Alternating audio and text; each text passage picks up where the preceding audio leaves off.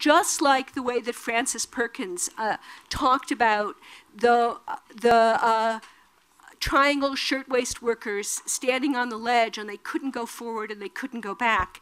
If we don't have a vision of a real economy that really works for people to jump into the future in, they will keep going back to the Tea Party. And that's the real work that the Blue-Green Alliance is trying to do.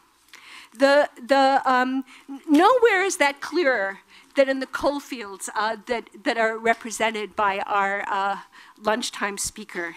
And I just, Vietnam veteran, 6th generation coal miner, Cabin Creek, West Virginia native, and a man, Eric talked about the visual of the arc of the universe is long, but it bends towards justice. I want to suggest to you that it actually may not bend towards justice unless there are millions of people pulling it, kind of like the people who hold down the Macy's balloon at Thanksgiving. There have to be millions of people pulling the arc towards justice, or it doesn't go that way. And one of the strongest, best pullers that we have on our side is Cecil Roberts.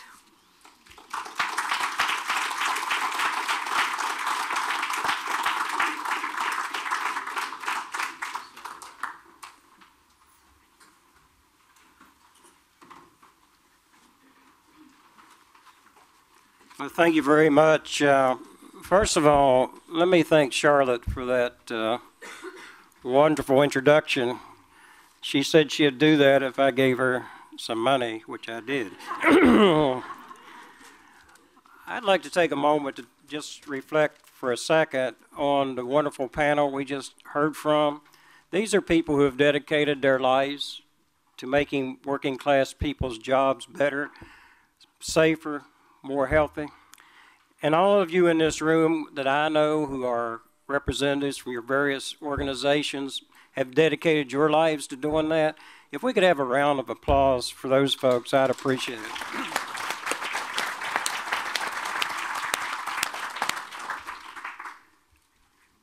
I am so honored to have this opportunity. Those of you who can't understand a word I'm saying, and you think you've heard this accent before, do you remember the old TV show Green Acres? Well, I'm Mr. Haney. And any of you who can't understand what I'm saying, our next speaker will interpret for you. But I really don't have an accent because God, he talks just like me. And if you don't believe that, someday you'll get to the pearly gates and St. Peter looked you dead in the eye. He said, y'all get in the pickup truck here. We're going up to the big house shortly, and you'll understand exactly what I'm saying at this moment. I want to recognize someone who's in the room here. Congressman Miller was in the previous movie that we just watched. And by the way, my compliments to those who put that together. It's a wonderful piece. But Richard Miller, his staff person, is here. And no one has been a stronger advocate on behalf of health and safety, particularly for coal miners in the last few years than Congressman George Miller from California. And Richard Miller, his staff person. Stand up, Richard. He doesn't want to stand up. Let me make a couple of observations. All of us in the labor movement, we're very demanding people, and rightfully so. That's how we got the jobs that we have, and we put enormous pressure on our elected officials, particularly President Obama. But I just want to take a moment and say that we should be very appreciative of his pick for the Secretary of Labor. He could not have picked anyone better to represent working class people than Hilda Solis. I believe that from the bottom of my heart.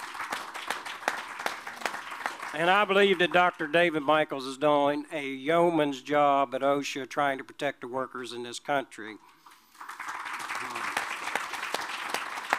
And history was made when President Obama appointed for the first time ever a real coal miner right out of the ranks of the United Mine Workers, first time in history, Joe Main, to head MSHA. And I wanted to say how much we appreciate that. I brought with me someone who can do a much better job of speaking to you than I ever could. Stanley Goose Stewart is a dear friend of mine. Stanley worked at the Upper Big Branch mine, and by the grace of God, Stanley's with us today. He was in the mine when it exploded. He was very close to the outside and had to run for his life. Stanley has not just said, oh, this is a terrible thing, where's my next job? He has not worked another day in a coal mine since this explosion. He has gone to his friends' funerals. He has worked with his friends' wives and children and family members. He has picked up the gauntlet and carried it forward. He has testified before the United States Congress twice. He has testified to MSHA. He has testified to all those who are investigating this tragedy because he wants justice for his friends who are no longer with us. I am reminded of Dr. King when he was preaching in Birmingham, and he was trying to get people to be arrested in Bull Connor's town. That wasn't going over quite well. Huge crowds every night. Thousands would come out and hear Dr. King speak. And then he would call for volunteers to be arrested, and no one would come forward.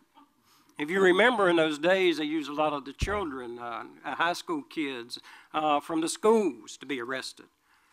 One night, Dr. King, like the rest of us, was very frustrated as he stood in the pulpit and everybody was amening and praising Dr. King. And he got frustrated. And he looked at the crowd and he says something to the effect of, you should not only be able to preach a sermon from the pulpit, you must be able to preach a sermon with the way you live your life. And I want you to bring a person to this podium who has preached a sermon with the way he's led his life. Stanley Goose Stewart, my friend.